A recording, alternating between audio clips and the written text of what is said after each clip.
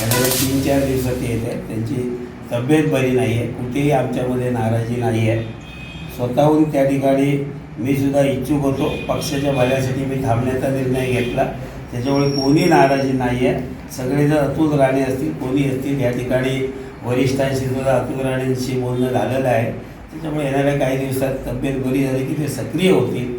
आणि निश्चित सांगतो, संदेश पारकर हे एकटे उमेदवार नाही आहे, तर आम्ही प्रत्येकजण उमेदवार समजून या निवडणुकीमध्ये काम करणार आहोत.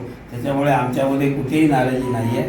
उलट ह्या ठिकाणी ह्या मतदारसंघामध्ये जी काय असेल ती ह्या ठिकाणी जास्तीत जास्त काम करून जनतेपर्यंत ह्यावेळी कार्यकर्ते पोचतील. लोकसभेला आमच्या मतदान यंत्रणेमध्ये काही त्रुटी होत्या, त्या त्रुटी दूर करून आम्ही या विधानसभेला सामोरे जाणार आहोत.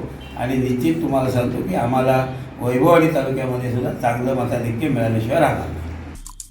आमचे दिवसभरातले सर्व अपडेट्स, ताज्या घडामोडी आणि थेट लाईव्ह पाहण्यासाठी सबस्क्राईब करा, लाईक करा कोकणचं नंबर 1 महा चॅनल कोकण 7 लाईव्हचं YouTube चॅनल.